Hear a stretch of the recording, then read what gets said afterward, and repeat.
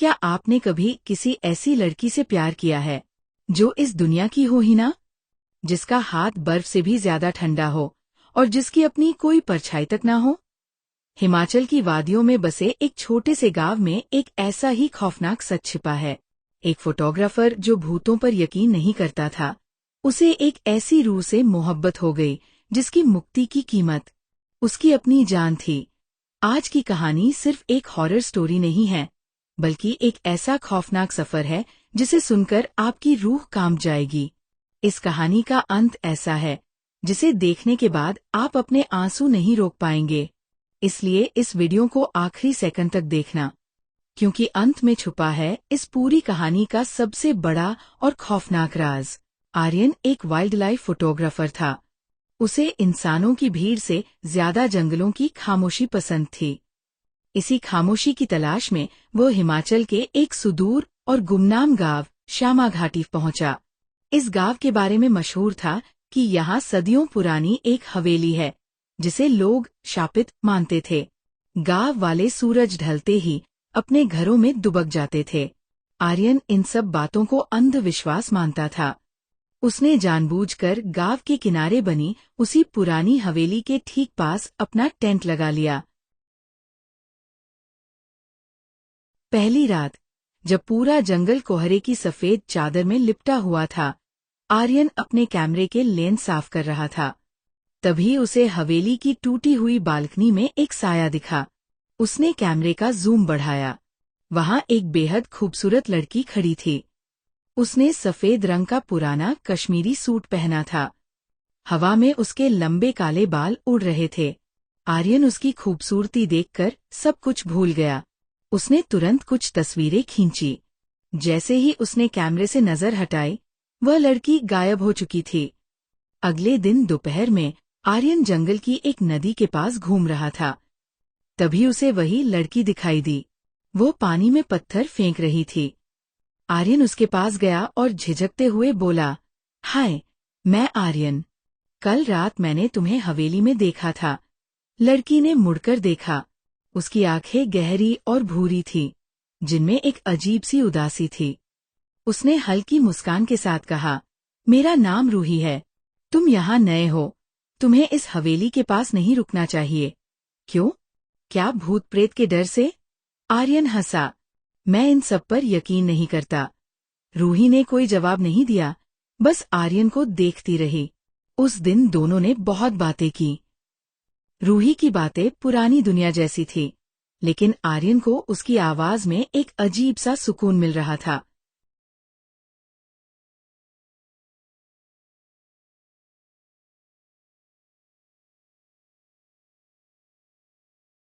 दिन बीतते गए और आर्यन और रूही रोज मिलने लगे।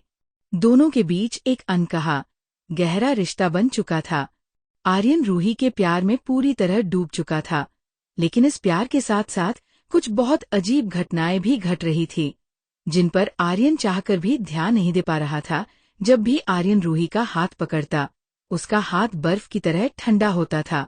एक शाम जब दोनों अलाव के पास बैठे थे, आर्यन ने ध्यान दिया कि आग की रोशनी में रूही की कोई परछाई नहीं बन रही थी। रूही कभी भी आर्यन के टेंट के अंदर नहीं आती थी। जैसे ही रात के ठीक 12 बजते, वो पलक झपकते ही गायब हो जाती थी। एक दिन आर्यन गांव के एक बुजुर्ग चाय वाले की दुकान पर बैठा था। उसने बातों बातों में रूही का जिक्र किया। चाय वाले के हाथ से कांच का गिलास छूटकर सीधे जमीन पर गिर गया। चाय वाले ने थरथराते हुए कहा, बेटा, श्यामा घाटी में रूही नाम की सिर्फ एक ही लड़की थी, जमींदार की बेटी। लेकिन आज से ठीक 50 साल पहले कुछ लुटेरों ने उस हवेली पर हमला किया था। उन्होंने रूही और उसके पूरे परिवार को जिंदा जला दिया था। तब से उसकी आत्मा उस हवेली में भटकती है, और जो भी वहां जाता है वह जिंदा वापस नहीं आता। आर्यन का दिल जोर से धड़कने लगा। उसने चाय वाले को अपनी खींची हुई तस्वीरें दिखाईं, लेकिन कैमरे की स्क्रीन देखकर आर्यन के पैर तले जमीन खिसक गई। तस्वीरों में सिर्फ खाली हवेली और जंगल था। रूही कहीं नहीं थी। डर के मारे आर्यन ने तुरंत वहां से भागने का फैसला किया। उसने अपना सामान समेटा और गाड़ी स्टार्ट की। लेकिन जैसे ही उसने गाड़ी आगे बढ़ाई, घने कोहरे के बीच सड़क पर रूही खड़ी थी। उसकी आंखों से आंसू बह रहे थे।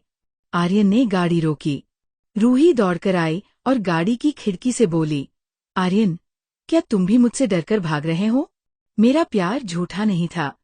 आज रात मेरी आत्मा को मुक्ति मिलने वाली है, लेकिन मुझे तुम्हारी मदद चाहिए। प्लीज, आखिरी बार हवेली के अंदर आओ। आर्यन का दिमाग कह रहा था कि भाग जाओ, लेकिन उसका दिल रूही के प्यार को ठुकरा नहीं पा रहा था। वो गाड़ी से उतरा और रूही का हाथ पकड़कर हवेली के अंदर चला गया।